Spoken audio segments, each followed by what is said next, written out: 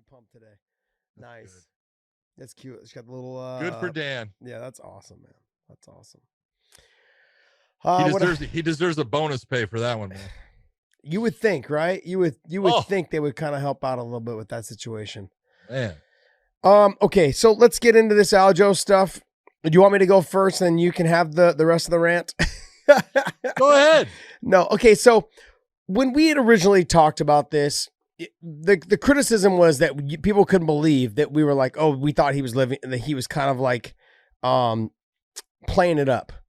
Now, look, you guys at home, I want you guys to understand, two things can be true. He played, I'm just going to straight up say, he played it up. There's no way around it. He played it up. Now, that being said, should he have gotten up and fought? Doesn't mean he wasn't hurt. Exactly. That's the other situation. Playing it up is that fighters do it all the time, and I understand. I get it. Look, you're in the fourth round, right? Fourth round. You get injured. You're down on the cards. You know it's not going your way, or you're starting to get tired, and things are not like the things that you had success on in the first round. You don't have success on in the next round. In this round, your game plan's kind of falling apart. You realize your speed's not as effective as it was in the first and the second round. All of those things can be true. You could have played it up, and you could have also made a good business decision on making sure that you got another title shot. And this, being the champion now, was a good business decision.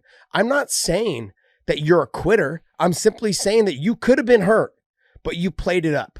And there's no doubt about it. Like, from what I understand, he went to the doctors. He was released okay and was not concussed. No. So if he's not concussed, we've said that we have years and years of experience of seeing people get knocked out. I've got years of experience. You especially you've seen thousands of them happen. You know, for me, I've seen a couple hundred, but I've probably seen at least 20 or 30 in the gym. You know what I mean? But like, you see these and they never act like this. They ask questions. They're not, you know, and all of these things. Now, all of those things, like I said, could be true. He could have lived it up. He could have, faked the funk, I guess you could say, and then could have faked the funk. But he could have also made a good business decision, which he did. Those two things could be true, which I believe they are. He is guaranteed now to defend the title and fight for title money. And everyone's like, oh, he's not going to get pay-per-view money. I can't imagine him being the champion and not getting pay-per-view money. Whoever his manager would be an idiot if he didn't win the title and get pay-per-view money. So we're like, oh, you don't think the UFC is going to give it? No, it's in the contract. It doesn't matter what the UFC is like, oh, you want it this way. Things don't change because of that. The contract states this, and the UFC will follow that contract. He will get pay-per-view dollars now on that. Whether it's $1, whether it's $1.70, whether it's $2, who knows?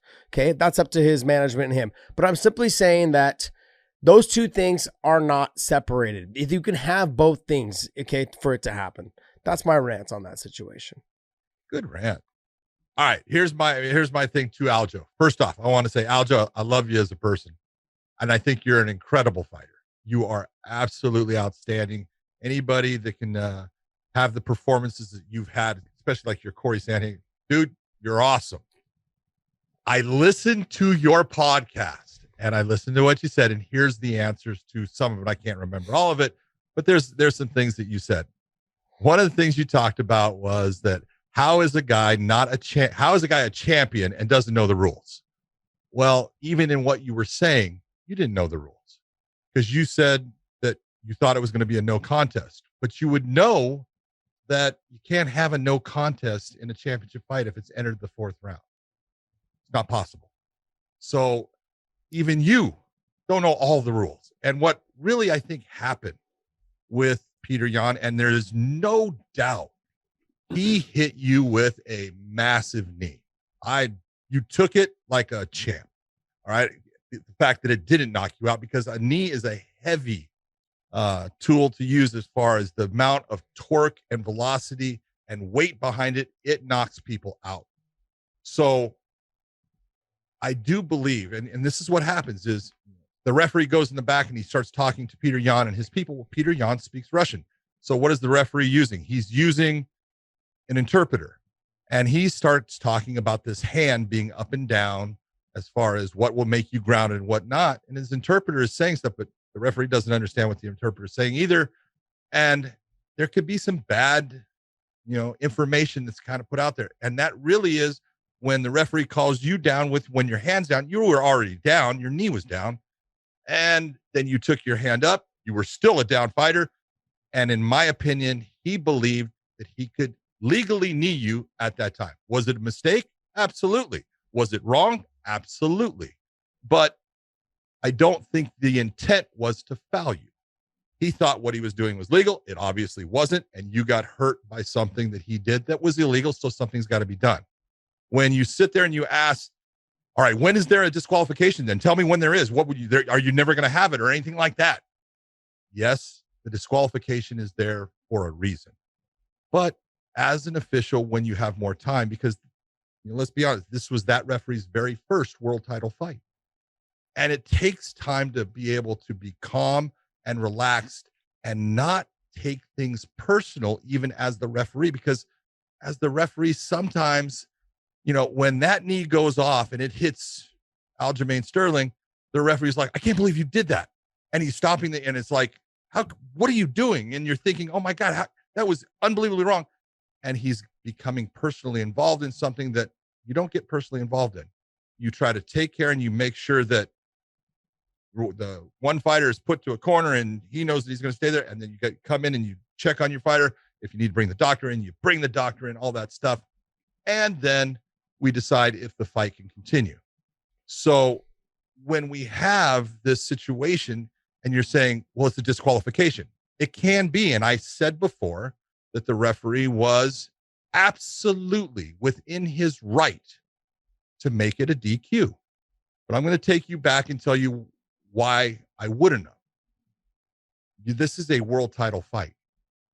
And world title fights ending in a disqualification can happen, but usually it's going to be based upon more than just one thing. If I take you back to Mike Tyson biting Evander Holyfield, that was a world title fight. You're talking about millions of dollars out there. You're talking about people in the crowd, which obviously there's not at the UFC right now, but still pay-per-view dollars, big time for that fight, bigger than, probably what was on UFC 259, but UFC 259, that's big, big money. So there's a lot of other issues in this. Your safety is number one. If you can't fight, we don't want to put you back in the fight.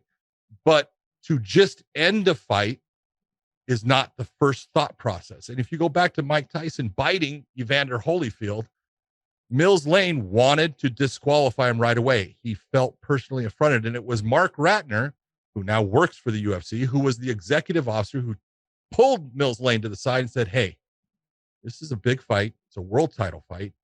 Let's see if Evander can continue, and then let's take points, because you're trying to give the fans what they're paying money for, and you're trying to have the promoter have their fight if the fighter can go on. Now, you couldn't go on.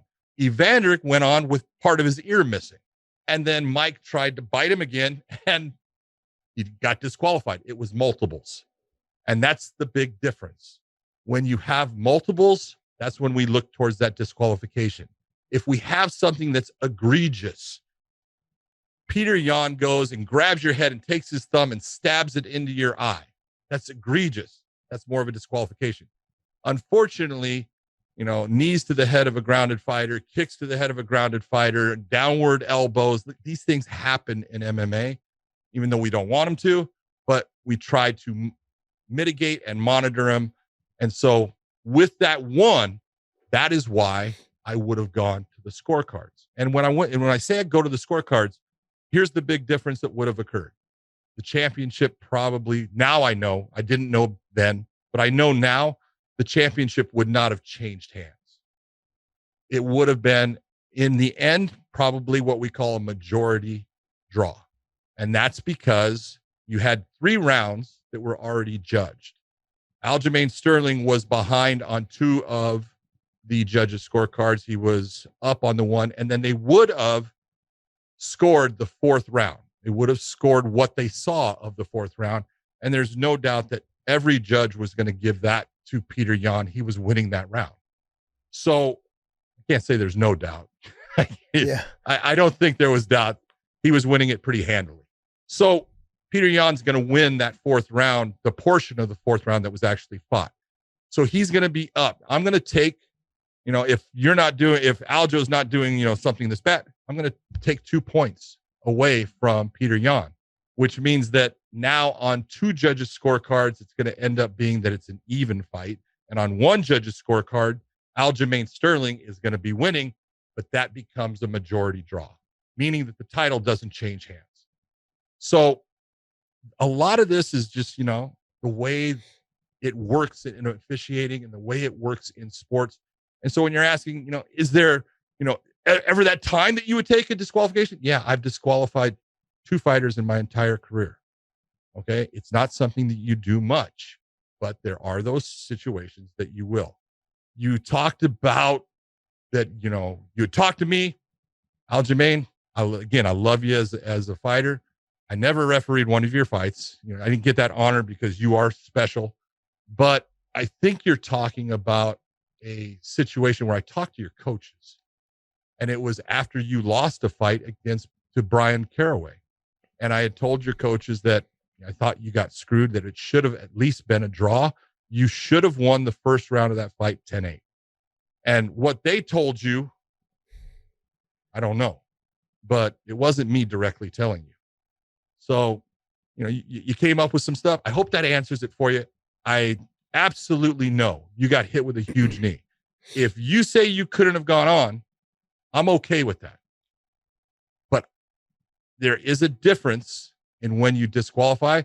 And so, it's a good thing that you had the referee that you did. He gave you the disqualification, but that referee saying that he was going to disqualify while you're lying on the ground underneath his feet is not a good thing. It doesn't look good, and it's not your fault. It's just the level at that time of what that referee is under and what he's had in the past. Again, there's levels to everything, and there's certain things you don't do. And you figure those out over time, same as you figured them out over time in fighting. And you have changed your fighting style over time because you've figured out what works and what doesn't. And when you haven't had these situations, you can make those simple mistakes that don't seem like anything, but they're big. And they've happened to other fights in the past, and they've made a difference. So you being the champion, congratulations. But I look at it, no doubt, both of you and Petr Yan, should be matched back up, because I know that you are not completely satisfied with the outcome of the fight. I know he's not satisfied. I know the fans aren't satisfied. And not that you owe anybody, you don't owe anybody, but it would be good to see you guys do it again and may the best man win. Well, when there you go. When you started this, you said exactly what you and I originally, when we first started working together, about the rules. We don't know shit as fighters about the rules. Okay, I was not going to put you on the spot because you always think, John, you always put me on the spot. But Josh, yes. When you were fighting, do you know more now than when you were actually a fighter in the cage? Way more. I did not know that would have been a DQ. I did not know, and I did not know if it was past the second round or the third round, whether they would go to the scorecards or not. And I didn't know any of that. I thought okay, and I also, you hear fighters get up all the time and say, well, if he gets DQ, do I win? You hear him say that all the time. It's and it's a really bad referee that goes yes or no. Yeah. You understand? Fighters, that's what fighters do, because they don't know the rules. They don't know the ins and the outs of, when do we go to the scorecards? Is this going to be a no contest? Who keeps the title if it's a no contest? Who gets the title if it's a DQ?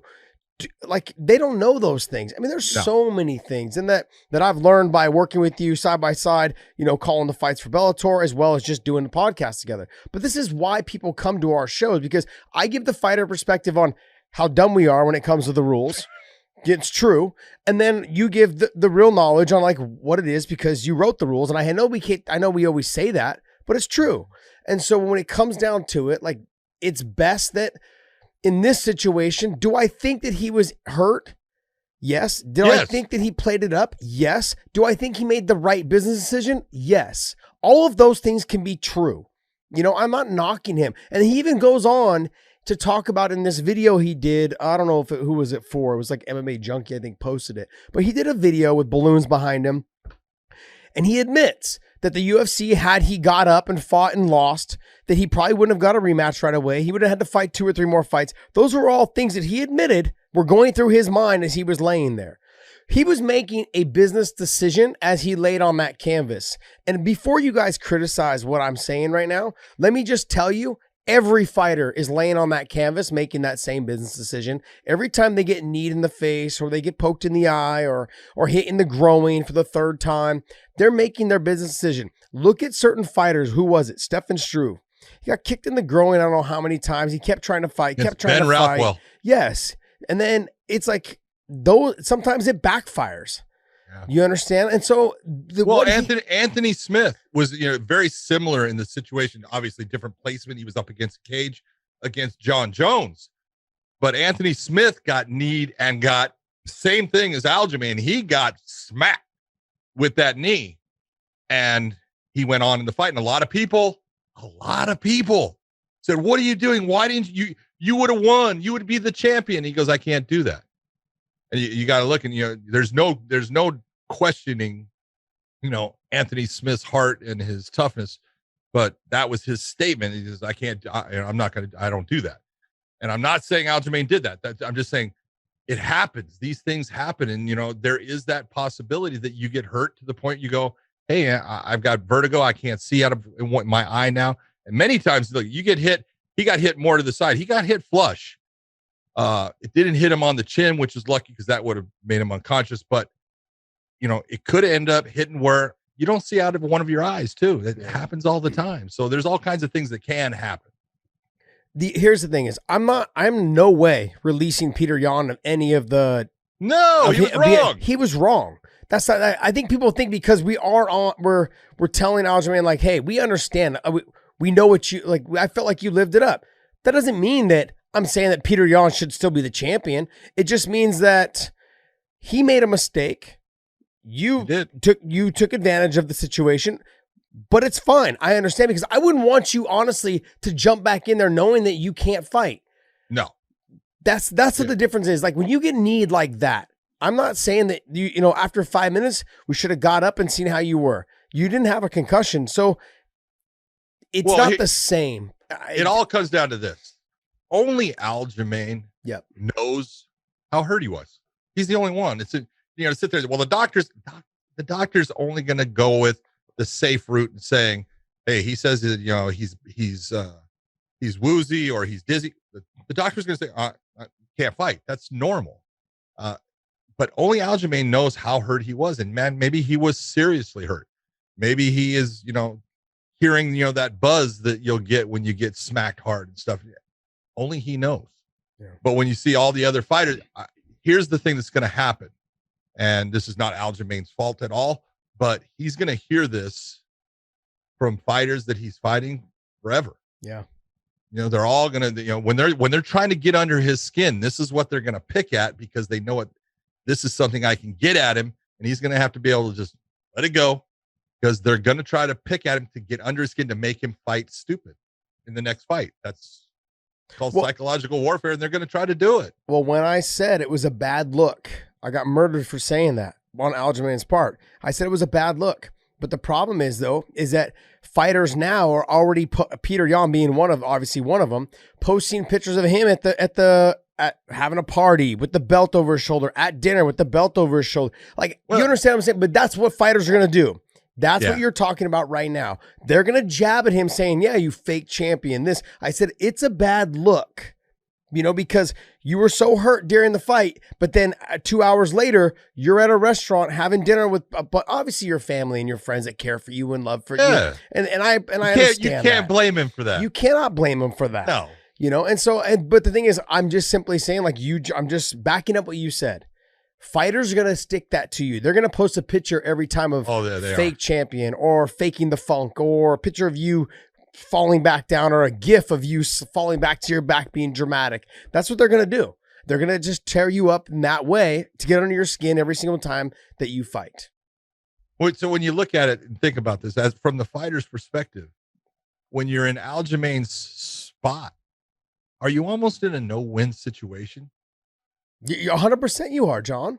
Yeah, not just Aljamain, every fighter that has to continue fighting, that's what I'm saying. You know, you're in a no-win situation of, okay, I continue on even though I'm kind of hurting and I'm dizzy. You're going to end up losing the fight. And then you're in exactly what he was talking about. He was thinking about is, you know, I lose the fight and then I got to go win 3 or 4 more. Or you get this result and it's a matter of now everyone's saying, oh, you're a fake champion. John, he's not a fake champion. He's the champion. But go ahead. I'd rather be the fake champion. Hell yes. Because like I said, a business decision is what he made. He's not. They can say it. He's not a fake champion. He legally and righteously won the title based upon a disqualification that was not made by him. It was made by the referee. Yeah. And so it's not. He didn't create the knee. He didn't create any of that. It's everything that goes with it. You're almost in that no win as you look at it. Well, he's also not making it, and I'm just being honest. He's also didn't make it easier by taking pictures with Henry Cejudo, saying, I can see Cejudo being next. Like, already trying to duck Petr Yan. Like, that's what people are going to talk about. Like I said, it's a bad look because then what happened in the cage, and then you see the photos of the party afterwards, and then you see him squaring up with other fighters, and then doing an interview saying that, like, I wouldn't be opposed if the UFC didn't want to do the automatic rematch with Petr Yan. That right there is just all those things in a row, John, is a bad look. I'm going to be you now, but okay. He sees Henry Cejudo. And so Henry comes up and says, hey, you know, congratulations or something like that. You know, let's take a picture, you know, let's face up. And so you do it. And then someone says something, says, hey, if the UFC, you know, didn't want an automatic rematch, I wouldn't mind this fight. I guess you just don't get on Twitter. Yeah. Yes. I mean, but John, we started off this second batch of conversation is that he's in a lose-lose situation. Yeah, he is. And I mean, like, I know that I see it. We're clearing the air right now, and it seems like we're ragging on him a little bit, or I'm ragging on him a little bit more so. But the honest to God truth is he's in a lose-lose situation. As a fighter that takes a shot, an illegal blow, whether it's a growing shot, an eye poke, you know, a knee to the head, you know, a spear elbow, whatever it is. Okay. After that, you're fighting compromised.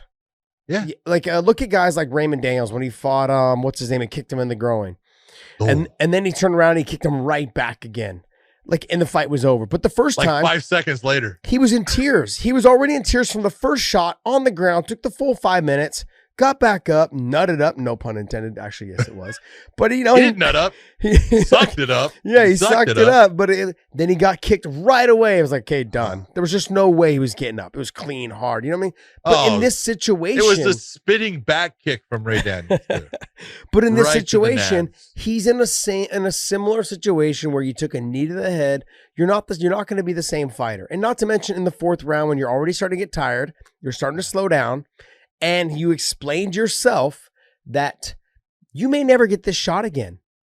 It was but think about this and just tell me what you think. So if he didn't win the title and it was, we'll say, a majority draw, do you think he gets any heat? No, I don't think he gets near the heat, and I think it's still going to be a rematch. I don't think it's going to be a rematch. Why? The fight was a good fight, and it ended on an illegal blow. It was starting to be one-sided, and they would have seen that. And I think I don't think it would have been a rematch. So then Aljamain was completely right. I know. That's why when he did the video, I was like, you're stating all the claims that while you were laying there, you were calculating your decision in your head. He said it himself. And he said that. But in reality, and we've seen this before in the past where Dana has said he's next and he's not next. You know what I mean? Like, so in reality, he's thinking, I've seen this happen and I know what potentially has happened. And the fight wasn't going his way. And as a fighter, you know, when you're down on the cards, or you know that like it's starting to get away from you a little bit. Yeah. And I think I had him winning the first and I had him winning the next, or losing the last 3, or the next 2, I should say, going into the 4th. And he was losing that round as well. And so as the fight was going on, it was becoming one-sided. And as Dana White, as a promoter, it's like people have already seen enough. they're not going to be interested in seeing this. Peter was running away with it, and he would have left it, I think. Maybe they would have said, hey, get one win and we'll get you back. But he would have had to fight somebody, you know? And so when we're talking about this, I'm not saying he didn't make the right decision. No, I'm just simply saying that fighters will sometimes play it up, and he played it up. But it doesn't mean that I was saying that he should go out there and fight, because he is a compromised fighter. And we've talked, he was in a shitty position because it's a lose-lose for him. Had he taken the majority draw, he wouldn't have got the title shot next. I don't think so. Fans would have already seen that fight. I already paid for that pay-per-view. I already saw that guy. Saw him fight. He was losing. That's all. That's what would have happened. Dana, on to the next one. Just my 2 cents.